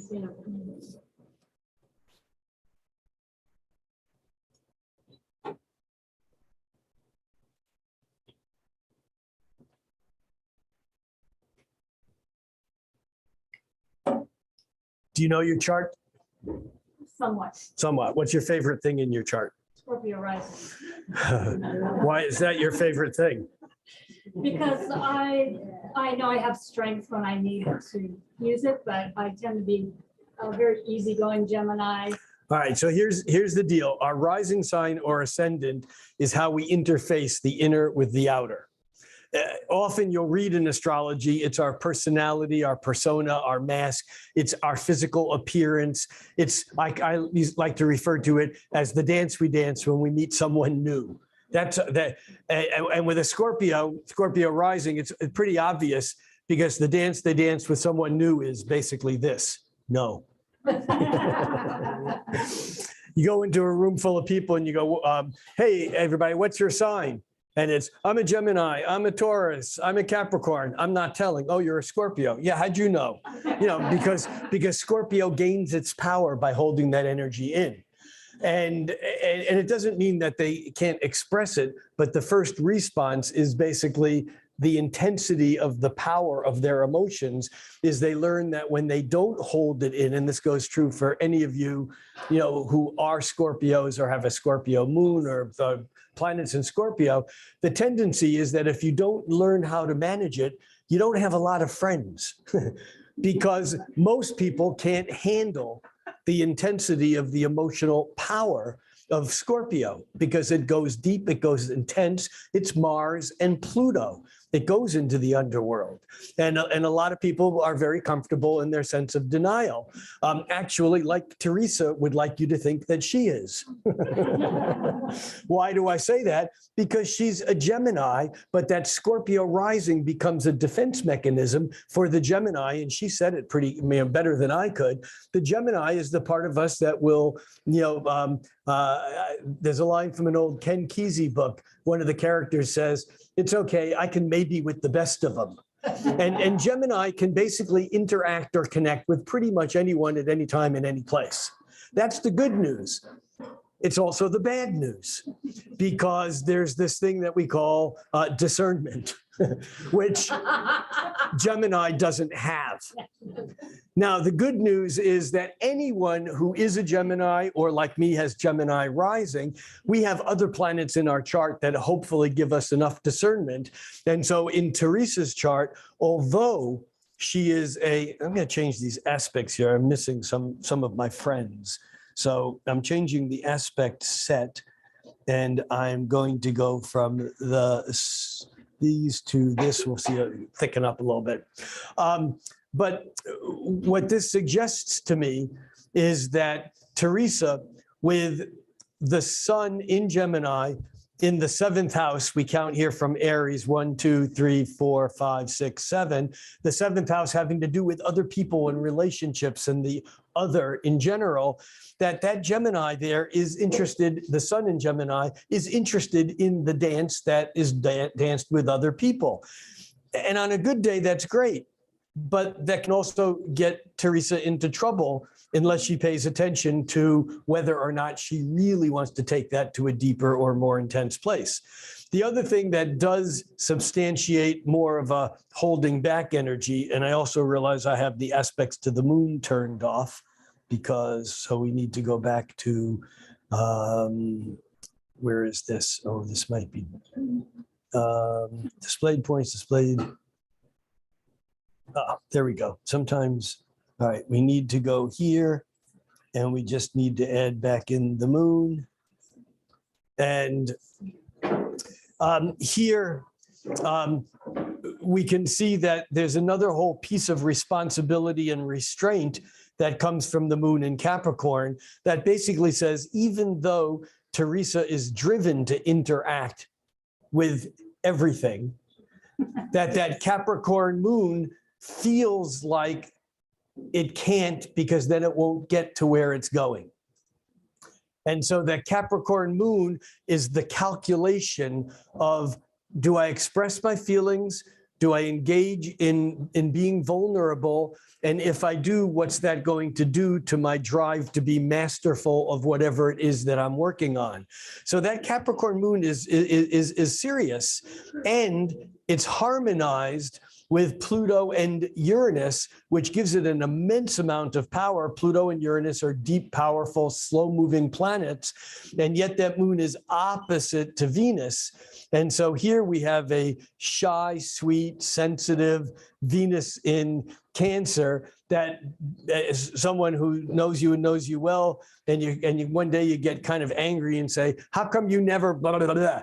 And the person says, well, how come you never asked or told me? That Venus in Cancer assumes that if you love me, you'll know what I want, you'll know what I need on some level. Now, that's very different than the Gemini that's willing to talk about it and interact.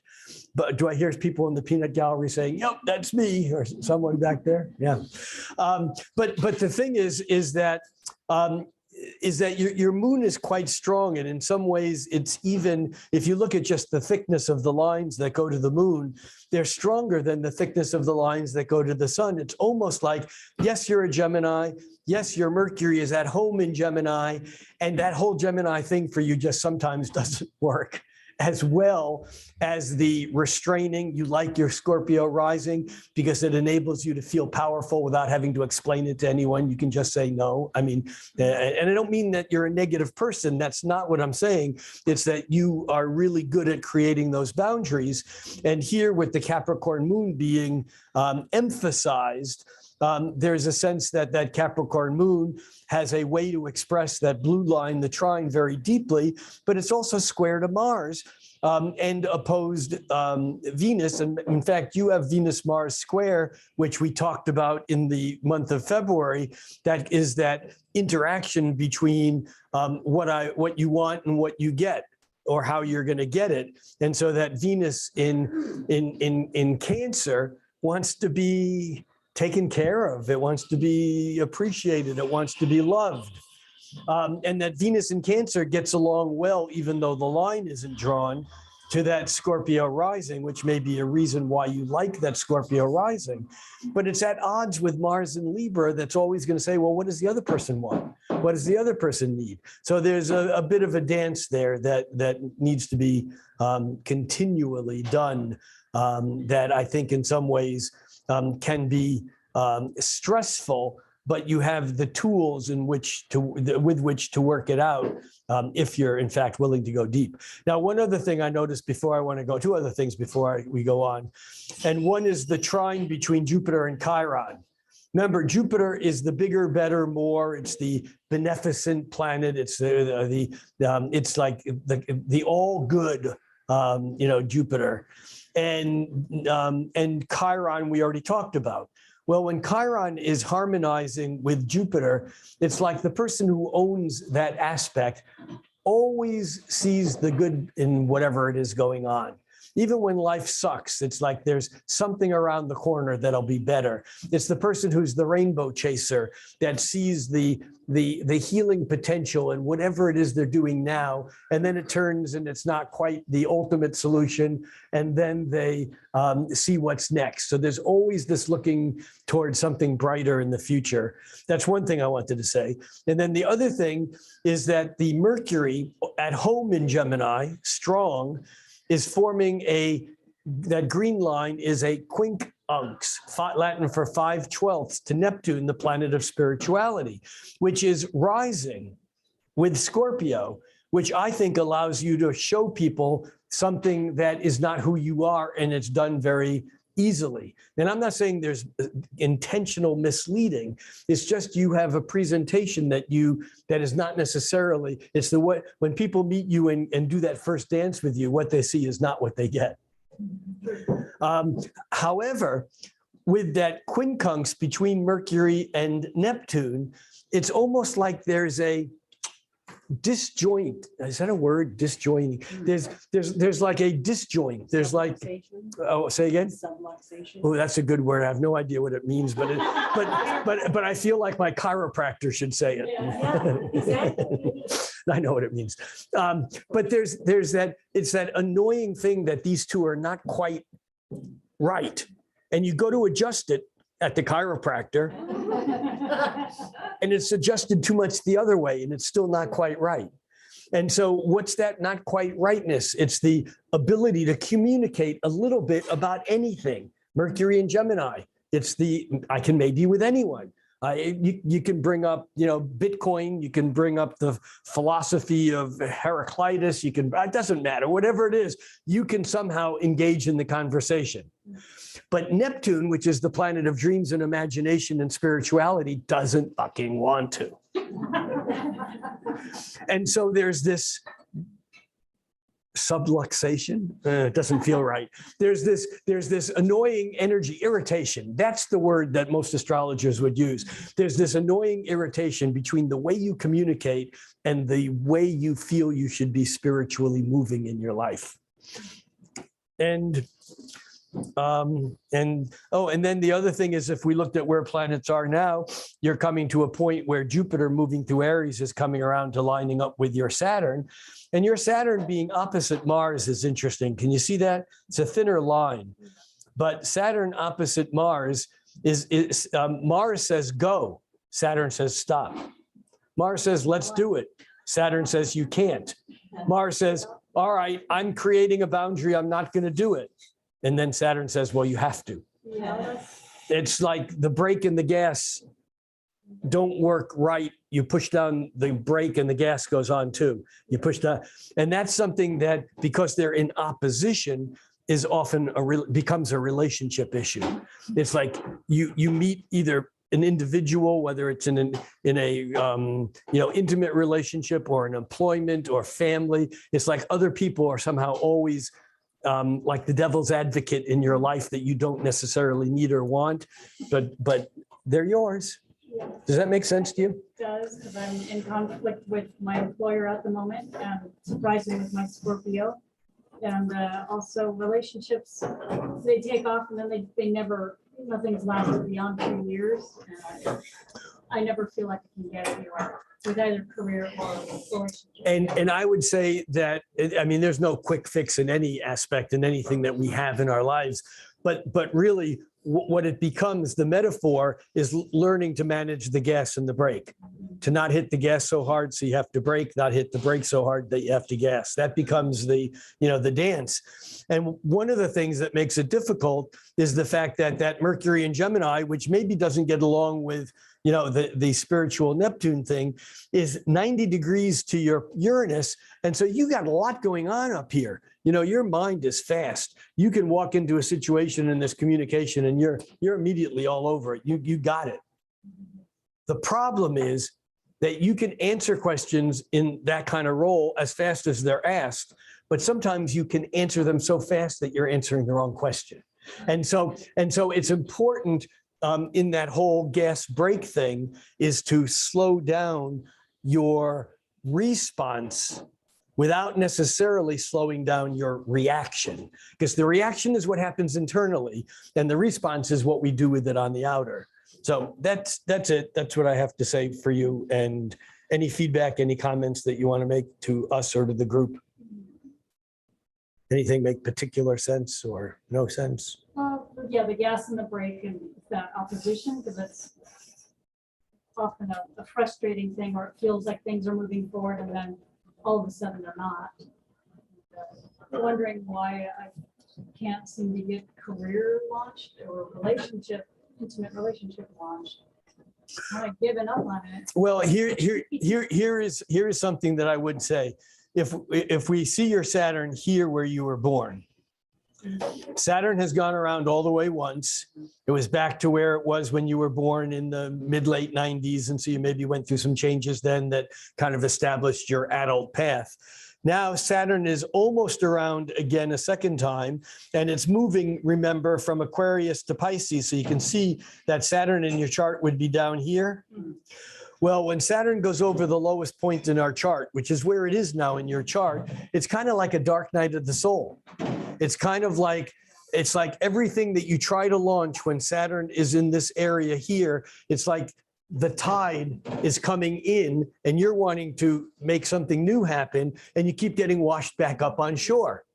So all I can say is that right now, as Saturn is going around the horn, around the cape, if you will, and as it moves into Pisces, Saturn will gain steam. And for the next 13, 14 years, Saturn's going to be moving upward in your chart. So you may be able to let go of some of those feelings of having been washed back up ashore every time you launch something. Okay? Two comments, yeah. Speak loudly. I have two questions. Speak loudly. The quincunx between Mercury. You have the retrograde in Neptune. Is that what makes it quincunx? No, the quincunx has nothing to do with the fact that Neptune is retrograde. It only has to do with the fact that the angle between Mercury and Neptune is 5 signs, 5/12ths. So it's 150 degrees, just like a trine is 120 degrees. The aspects are degrees, nothing to do with the retrograde or what. Shelley? 150 degrees? Is a quincunx, 5/12ths, 150 degrees. Right. And can you find anything in history that was going on in Uranus Pluto when she was born in 67 that you could give us? Oh, everything. It was so basically, if you were born prior to the 1960s, like I was born in 1949, then you lived through the 60s. If you were born after that period of time, you look back and go, holy shit, the 60s were really something. I missed them. But if you were born from 64 to 68, the 60s lived through you. And so there is that intensity. Ram Dass once said, if you remember the 60s, you weren't there. I was, and I remember them. But it had to do with this huge cultural shift. All the things in the 60s that were set up in the 60s, when Uranus lined up with Pluto, which happens every other century or so, when the Uranus made a 90-degree angle, that's that conflict, which occurred from about 2012 to 2015, maybe even 2010 to 2020, all the things in the 60s were back in our face. sex, drugs, rock and roll, political disruption, gender equality, feminism in the 60s, gay marriage in the 20 teens, people revolting on this revolution on the streets everywhere in the world. Use of drugs were legalized. I mean, in the 60s they were okay. But you see the parallels. So yeah, that was an important period of time. And yes, those values and things in some ways I would imagine are important to Teresa, but she does have a Capricorn moon, and that is she's not going to just float off with everyone else. She's going to want to keep it responsible. Shelley. So I was born about 3 weeks before May 67. And I just wanted to point out, because my nodes are in the same place, Noel return is coming beginning of March. Right, and the nodes have to do with where the moon's orbit going around the Earth intersects with the Earth's orbit going around the sun. And I don't want to dig too deeply on it right now, but Shelley is correct that the nodes which move backwards, they're always retrograde, are returning to where they were when you were born. And that's often a time of re-energizing or reconnecting with your past. And so thank you for making that observation. Okay, and we're going to do one more chart really, really quickly. I know we're going over, but they can dock my pay for it this time. And that is Linda. Do we have a Linda here? Linda Clark? I said your name out loud. Huh? Who? What? I said Linda. Born, it looks like 1957. Gotcha. All right, so let's get this entered. This is going to be short. I'm going to lose credibility with the management and ownership here if I don't get us out of here in a few minutes. So this is going to be Linda, and it's 10/29/57. 10/29/57, and it's 5 p.m. and it's in is that Linda Vista? Yeah. How'd you do that? Not everyone is named, lives in a place named after them. And that's California. Which Linda Vista? There are 3 of them in California: Los Angeles, San Diego, or Santa Clara. Northern or Southern California? All right, we'll say LA. I guess that the difference between that and San Diego is not sufficient. All right. So first thing I notice about Linda's chart is everything's on one side of the chart pretty much. This is often someone who sees the world in, Abraham Lincoln had this, and his world was a divided world, North versus the South in his case. But there's a sense here of sometimes finding it difficult to break out of one's own self because there's no planets on the other side. And yet the strongest planets in this here are the Uranus, that planet of revolution and shock and awakening and surprise, that's harmonized blue line to Saturn and a red line at odds with Mercury. And so it's interesting because there's something about Linda who is the radical in her mind and in communication. I mean, there's definitely a revolutionary aspect, but because of the conservative Saturn and the new radical Uranus are harmonized, somehow she gets to do it without necessarily being one of those troublemakers. I don't know if that's completely true or not, but there's something here about how you get to present the conflictive in-your-face stuff and get away with it. Does that make sense a little bit? I don't know. Oh, yeah. Now we talked about the Scorpio stuff with Teresa.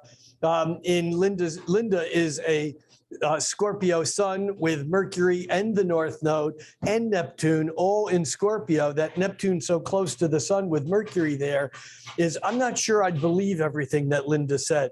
Not because she's not telling the truth, but she lives in a bit of a dream world sometimes. And I think that even when that moon in Aquarius is absolutely going for the truth and the substance of how humanity needs to be in the future and these bigger concepts and ideals, I think that Linda can, in fact, be so enamored with whatever the dream is that that becomes reality. And I'm not saying that she lives there. I'm just saying that she needs to be, and maybe has learned over the years, to be aware of the difference between the dream and the reality. But I think that there's a strong aspect here, of that, the fantasy and working to make that dream. Remember, illusions are not wrong. They're just not yet manifest. And in Linda's chart, we see some of that moving to manifest that which was perhaps radical and different than what is, in a way that hopefully can be integrated. The other thing is that moon in Aquarius definitely is, there's a sense of being kind of emotionally attached to the bigger collective, whether it's family, community, humanity as a whole. I remember my old dear deceased friend, Jeff, my astrology companion, who stood on this stage with me for years, once a month together. He passed away about 6 years ago. Jeff used to say that Aquarians love humanity. It's the humans they hate. In other words, it's in concept, everything works.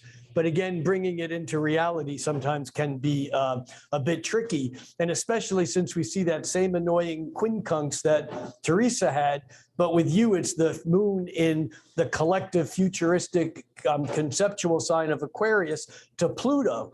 So there's something about you with that Pluto quincunx, the moon, where your own individual emotions sometimes don't match the depth of what you're actually in touch with on some level. I know that sounds kind of screwy, but does that make sense to you a little bit? Any of this?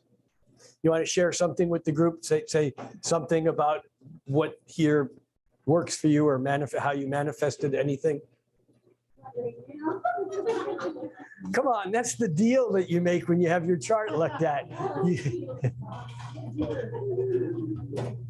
Is someone here with her that can out her? No, I'm kidding. One last thing before we bail, and that is the Jupiter-Mars conjunction in Libra. And I think that is the part of you that when you get enthused about something, it's pretty tough to hold you down and hold you back. This is about, it's like about the adrenaline that rushes when you're engaged in a battle or in a sport. And I'm not saying that it has to be battle or sport, but it's that kind of thing that when you get enthused and when you get excited, that energy comes right up, and boy, you're in it for when you're in it. And I just, for those people who are not here, I'd like the records to reflect that Linda is going like this. All right, I think that's it. I think we've pushed ourselves time-wise. I really appreciate that all of you came out on such a icky bleh night. And as they say during fire escape drills, we need to leave the building quickly, but don't push and shove, form a single line and go out gently into that night. I will be here again next month. Just for the record, I will not be here the following 2 months. I'll put them online. I'll be in the Azores Islands off the coast of Portugal the end of March. And then the end of April, I'll be in Tulum, Mexico. You can join me in either of those 2 places. Information is in my monthly, and you can find that online. And thank you all. We're done. Live stream over. And thank you all who joined us on live stream. I hope you leave some comments, and I look forward to not seeing you, but having you see us again next month.